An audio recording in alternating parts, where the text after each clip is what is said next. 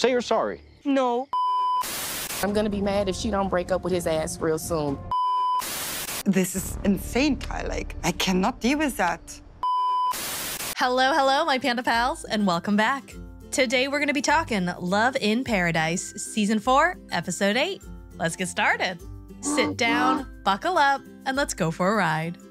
Let's start things off with Shawn and Alliya. The pair are out to dinner and Alliya is not feeling super great. I want to set boundaries before Shawn leaves because I want to feel comfortable and I want to make sure everything is settled down.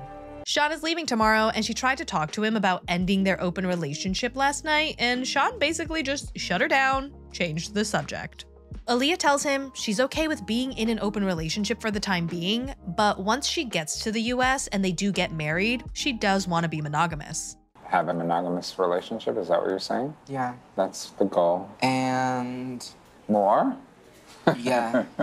She then goes on to say that it would make her feel uncomfortable thinking of him being with someone casually that is a friend or someone who is just gonna continue being close to them once she moves to the US. So she would really prefer it if he just kept his hookups to random strangers. I don't want to go to a dinner and meet one of the person that Shawn's having sex relation. I will always wonder if there is something more happening.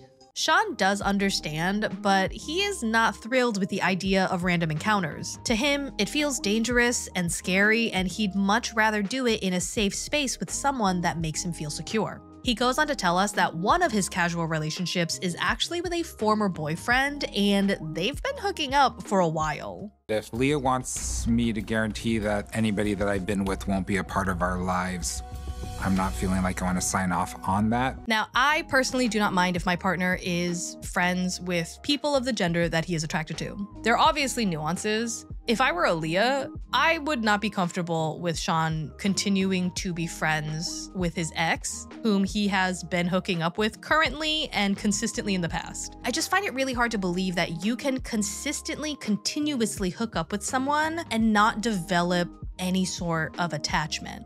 Shawn tells Alliya that he's okay with keeping these people at a distance, but he's not willing to cut them out of his life, which Alliya is obviously not pleased with. It's moments like this that makes me feel nervous. I found my voice now and Shawn can't expect that I will submit for everything that he wants. Moving on to Alex and Adriano. Alex is getting ready for a romantic boat ride down the Amalfi Coast with her threesome-obsessed lover. She tells us that she's super concerned because of how Adriano behaved at the beach, pressuring her nonstop about talking to random girls, taking them out to dinner, and hoping that they can both bang her. I thought, this man is not looking at me. He's fantasizing about having sex with other women. He doesn't respect me at all. Her cousin Tiffany drops in because it is her last night in Italy, and she asks Alex why she's all dressed up, and Alex tells her that she's going on a date with Adriano. Tiffany is not pleased. I do not like him. I was hoping she had broken up with him already. Tiff decides to call in reinforcements because Alex is being stupid and not listening to her. So they get her Aunt Christy on the phone and Alex fills her in. This is getting stupid. He don't believe in God and he want to have some threesomes. That's not like marriage material. I told her that. Tiffany's like, told ya. And Alex is like, yeah, I mean, listen, I have my doubts, especially after what he said about Tiffany. What did he say about Tiffany? He said that he wouldn't mind having a threesome with me and Tiffany. Girl, hell no. You leave that man right the f now. How? I don't even care if Adriano does genuinely find Jesus. Let him find it with someone else. Tiff is obviously mad, and she says that she's gonna be pissed off if Alex does not end up breaking up with him. Christy asks for some time alone with Alex, and she tells her that she deserves better. Adriano sucks, and he's gonna keep sucking, and he's just not the one. I should be getting on that plane with Tiffany, but Adriano and I have plans, and I know this sounds crazy, I'm still going to go. She goes on to say that she respects him enough to at least have a conversation with him. And to that I say, do not give people who do not respect you your time. You can just leave them. They do not deserve your consideration or closure. And I know that I've said in the past that breaking up via text message is a cop-out, and it is. If you are the person in the relationship, If you are the person getting shit on, I do not care how you leave him. Ghost him after 5 years of dating him for all I care. I don't give a shit. Do what you have to do to maintain your peace. Stupid Adriano picks her up in his stupid Vespa and then they head out. They get on the boat and Alex is dangerously close to getting swept off of her feet again. There he goes, being cute again. This is what gets me in trouble right here. He makes me feel desired, and the chemistry is off the charts. She tells Adriano that she informed Tiffany of him wanting a threesome with them, and Adriano is like, oh my God, I just said that to just push your buttons so that you would warm up to the idea of threesomes with other women. And I like how he thinks that if he suggested having a threesome with Tiffany, he thinks Alex was gonna be like, ooh, my cousin, no, I would much rather have a threesome with these other women. Let's just do that. Yeah, I'd be okay with that. Alex obviously gets mad because she's telling him that him constantly asking for threesomes is hurting her feelings and he is not taking accountability for his actions. I really do want to make this work, and I was hoping. That's why I'm here. I gotta be real with myself. I don't think it's working. Moving on to Madeleine and Luke. The pair are back at their glamping site and Luke is drinking away his feelings as he tells us that he's upset because Madeleine is not denying that the man slept in her bed. She's only saying that nothing happened between the two of them. Madeleine comes out and I just cannot handle that they are in a wolf cosplay right now, but Luke tells her that he does not want any males in the apartment from here on out. And Madeleine does agree with him. I make a mistake, but I was not in a clip. I know cheating of Luke. I mean, sure, some people don't consider that cheating. I definitely do. The only bitch that my partner can be in bed with, where I will not consider it cheating, is if she's got 4 legs and scoots her little booty on the ground whenever she really needs to poop. He tells her he needs her to be extra careful and just be overall smarter about the quality of the decisions that she makes. I need a prenup, especially after now. End of story. Why he need to tell me what to do or what not to do? I don't understand why he think he's my dad. Luke is astounded yet again that his 19-year-old girlfriend is acting like a 19-year-old. Say you're sorry. For what? For that rumor stemming from your decisions. No. I shouldn't have to hear that. I don't want to say sorry. You're not sorry. No. He tells her that if he hears one more rumor about her, then they are over. And Madeleine tells him, okay, it's actually me who doesn't know if I'm gonna be staying in this relationship or not. Luke is super hurt by this and he just gets up and he walks away.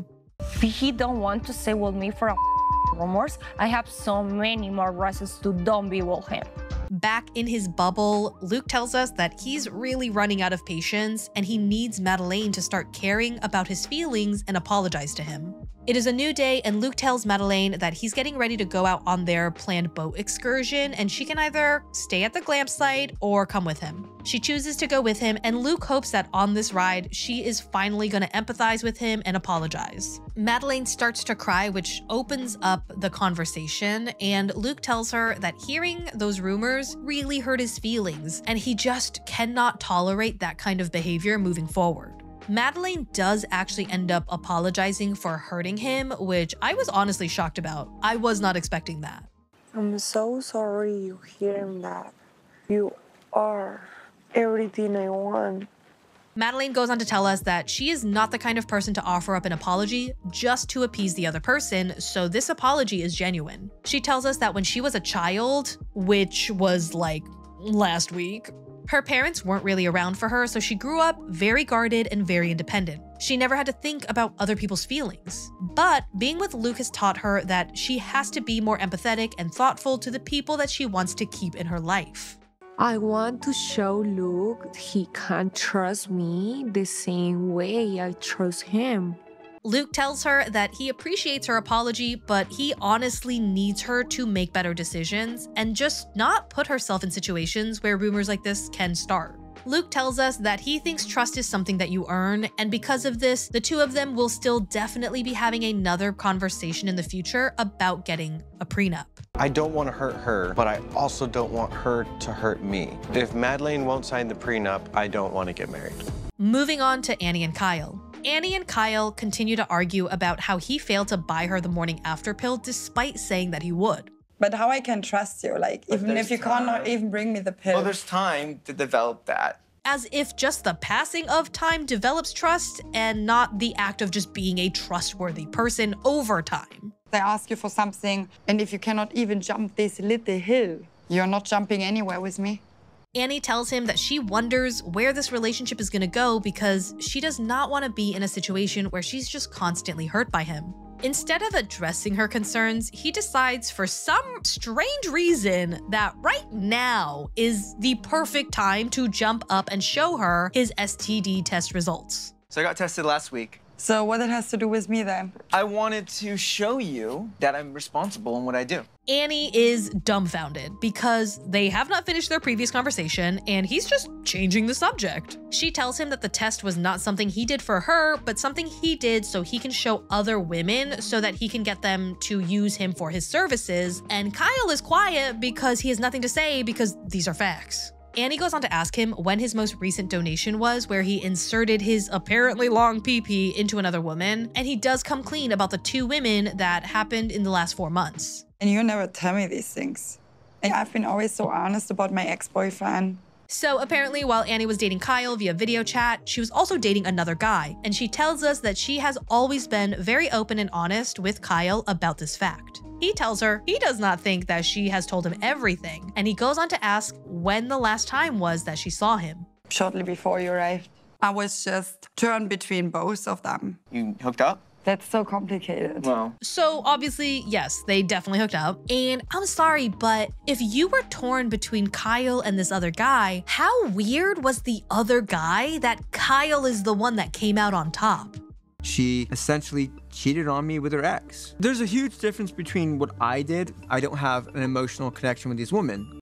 That is fair. I mean, there is an emotional connection there, but I don't know. I wonder if Annie decided to offer surrogacy options where she would let a man bang her until she is pregnant. Would he be cool with that?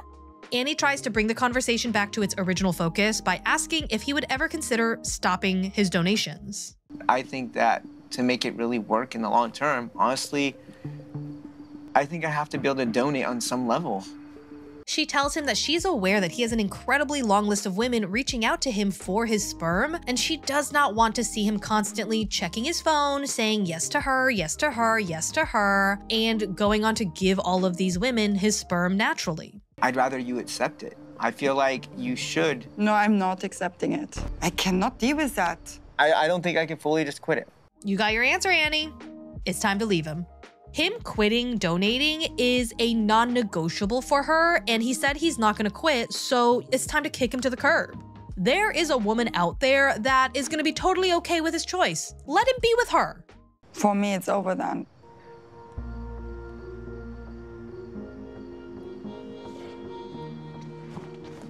Oh shit, I judged way too soon. Holy crap, finally, someone has a non-negotiable and walks away. Annie is obviously upset that he doesn't like her enough to change or put up more of a fight, but what can you do? People have their priorities and sometimes you're just not that high on the list. Kyle is equally upset because he thought there was a small chance that Annie would accept this part of his life, but clearly that is not the case. No one can make you change. You have to do it from yourself. She wants to change too much. And at the end of the day, I think I just can't accept that. Annie tells us that it's very obvious that donating is more important to him than loving her, and she sits on the steps and cries while her Prince Charming walks away. And that, my Panda Pals, is all I have for you today. A huge shout out to my Panda patrons and my Panda benefactor. You guys are the best. If you like this video, please do consider subscribing, and if you'd like to learn how to offer additional support to this channel, go ahead and click the link in the description to learn how to become a Panda patron yourself. I hope you guys had a great time, and as always, thanks for not letting me ride this train wreck alone. Bye!